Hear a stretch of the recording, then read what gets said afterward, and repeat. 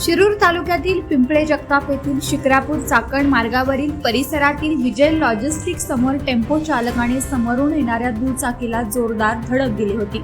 यामध्ये वडील आणि 2 मुलांचा 6 जानेवारीला दुर्दैवी मृत्यू झाला होता।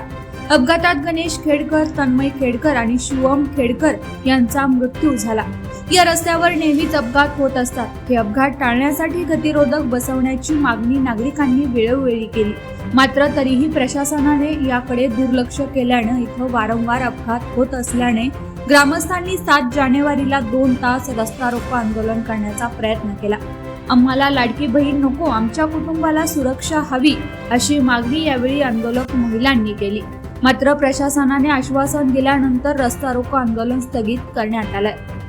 आम्हाला ही परवानगीची काही गरजच नव्हती खरं तर। ही परवानगी मनोज जरांगे पाटलांनी काही परवानगी घेतली होती का थांबवण्यासाठी? त्यांनी संसद बदललं, मग आम्ही का नाही, आम्हाला कशी परवानगी लागते? आम्हाला पण थांबू द्या ना, दिवसभर थांबू द्या। जे आमच्याकडे मतदानाला आले होते त्यांना येऊ द्या इथं, असं आमचं मत आहे सगळ्या महिलांचं। आम्हाला न विचारलं तुम्ही 5 मिनिटांसाठी उठून घेतलं सगळ्यांनी। पुढल्या वेळेस परत हेच होणार आहे। मला नाही वाटत आता 1 महिन्यापूर्वीच एक लेडीज मेली होती आमच्या गावात, तिचं दुःख नाही। 2 महिने नाही लहान लहान पोर आहे, त्यांच्या आईचं नाव तुम्ही ते 1,500 देताना ते नको आहे आम्हाला। तुमचे 1,500 आमच्या बहिणींच्या मुलांचं पाहिजे तुमचं काम आहे, आम्हाला ते 1,500 अजिबात नको आहे।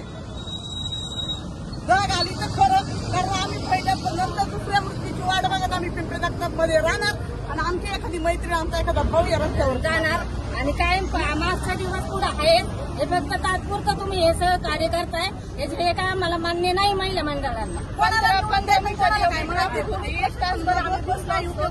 आणखी वाढली असते त्यावर शासन जागा झालं असतं। आम्हाला निदान 1 तासाची तरी परवानगी द्यायला, आम्हाला 1-1.5 तासाची परवानगी पाहिजे रस्ता रोको। कोणाला हाट नाही करायचं, कोणाचं नुकसान नाही करायचं, पण आज आमचं जे नुकसान झालंय आज पण देणार आहे का तुम्ही? त्यांच्या महिलाचं अख्खं कुटुंब बसलंय, त्या महिलांनी काय करायचं? आज आमच्यासारख्या महिलांनी काय करायचं? द्या म्हणा तिच्या मोबाईल मध्ये आज 1,500 रुपये, तिचं बघा पोट भरते। तुम्ही लाखो रुपये द्या, पण तिचं आज पोट भरते का? तिची माणसं आज तिच्यात आहेत का? 25 वर्षापूर्वीपासून हे चालू ह्या बाईचं